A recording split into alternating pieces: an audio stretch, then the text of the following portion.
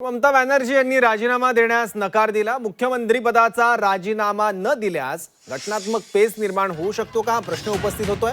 भारतीय संविधानातील तरतुदी याबाबत काय सांगतात, ममता बॅनर्जी यांच्या समोर कोणते पर्याय आहेत आणि मुख्यमंत्री पदाचा राजीनामा न देण्याची ताठर भूमिका पश्चिम बंगाल विधानसभा निवडणुकीत पराभूत झालेला ममता बॅनर्जी यांनी घेतली आहे। घटनात्मकदृष्ट्या कोणत्याही निवडणुकीतील निकाल अंतिम मानले जातात। बॅनर्जी यांचा या निकालांविरुद्ध न्यायालयात जाण्याचा विचार असला तरी बहुमत नसताना पदावर राहण्याचा निर्णय कायम ठेवून राजीनामा दिला नाही। तरी सुद्धा विधानसभा विसर्जित करण्याचा पूर्ण अधिकार राज्यपालांना आहे, असं मत कायदेतज्ञांनी व्यक्त केलं आहे।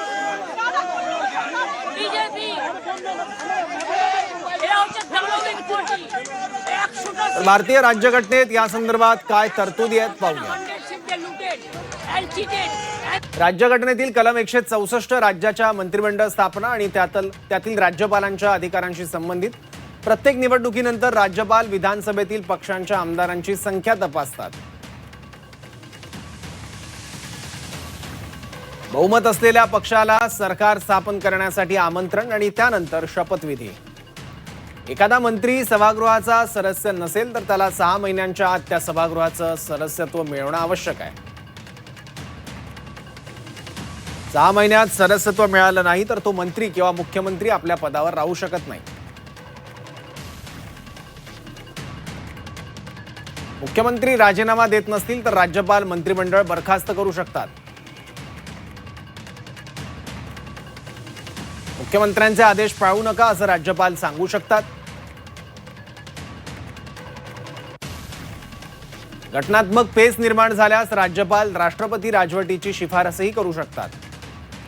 राष्ट्रपती राजवटीत राज्याचा कारभार राज्यपालांचा, जे केंद्र सरकारचे प्रतिनिधी असतात, त्यांच्या ताब्यात जातो।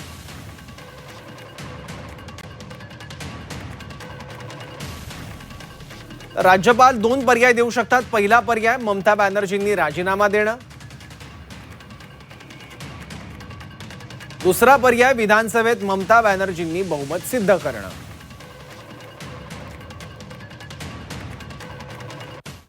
या संदर्भात विधिज्ञ आणि घटना तज्ञांनी नेमकी काय प्रतिक्रिया दिली आहे बघूयात। कायदा व सुव्यवस्थेला गंभीर आव्हान देऊ शकतात आणि चिथावणी देऊन आपल्या कार्यकर्त्यांना अशा प्रकारची कृत्य करण्यास ते भाग पाडण्याचं त्यांचं हे अप्रत्यक्षपणे इन्स्टिगेशन आहे, असं माझं स्पष्ट आरोप आहे। ममता बॅनर्जींना कायद्यानुसार अधिकार आहेत, जर त्यांना पराभव मान्य नाही त्याला ते न्यायालयात आव्हान देऊ शकतात। संविधानानुसार राज्यपालांना अशा परिस्थितीत हस्तक्षेप करता येतो। राज्यपाल त्यांना बडतर्फ करू शकतात आणि त्याउपरी त्यांची हट्टवादी भूमिका जर असेल तर मात्र त्यांना तिथे मंत्रालयात म्हणजे तिथे सेक्रेटरिएट मध्ये येण्यास देखील मज्जाव केला जाऊ शकतो। राज्यपाल संविधानानुसार निवडणुकीच्या माध्यमातून जे निवडून आलेले आहेत त्यांचं विशेष सत्र अधिवेशन बोलावू शकतात आणि त्याच्यात पार्टी लीडर निवडला जाऊ शकतो, तो मेजॉरिटी पार्टीचा असेल। ममता मॅडम ह्या पहिल्याच मुख्यमंत्री असाव्यात की ज्यांचं पदही गेलं, त्या निवडणुकी हरल्या, त्यांचा पक्ष हरला, पण त्या राजीनामा देणार नाही असं म्हणतात आणि हा दावा त्यांचा संपूर्णपणे हास्यास्पद आहे। राज्यपाल जोपर्यंत त्यांना ठेवतील, आता या प्रकरणामध्ये त्यांचं बहुमत नाहीये, पक्षाचं बहुमत नाहीये, त्या स्वतः निवडणूक हरलेल्या आहेत, त्यामुळे राज्यपालांना अधिकार आहेत की त्यांचं बरखास्त करावं आणि त्यांचं मुख्यमंत्री पद जे आहे ते निव्वळ राज्यपालांच्या मर्जीवर अवलंबून असतं। आणि राज्यपालांची मर्जी म्हणजे बहुमत जर नसेल एखाद्या पक्षाला तर राज्यपाल त्यांना आदेश काढून बरखास्त करू शकतात। साधा प्रश्न आहे, यामध्ये काही असं मला वाटत नाही कुठला घटनात्मक प्रसंग आहे। राष्ट्रपती राजवट लावावी किंवा बहुमत सिद्ध करायला सांगावं किंवा इतर जे पर्याय काही न्यूजपेपर मध्ये मी ऐकले आहेत, वाचलेले आहेत, तर हे काही या पर्यायाची गरज नाही आहे।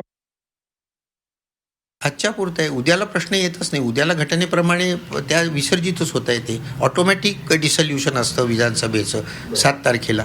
त्यानंतर गव्हर्नर अर्थातच जो पक्ष निवडून आलाय, निवडणूक आयोगाने डिक्लेअर ज्याला केलाय त्याच्या लीडरला बोलवेल आणि चालू होईल सगळं। मग तुम्ही कोर्टात जा ना, नाही कोणीच म्हणत नाहीये। पण आत्ता राष्ट्रपती राजवट निश्चित नाही लावता येणार। आत्ता भाजपचं सरकार उद्यापासून यायला पाहिजे असं माझं स्वतःचं घटनेचा प्राध्यापक म्हणून मत आहे।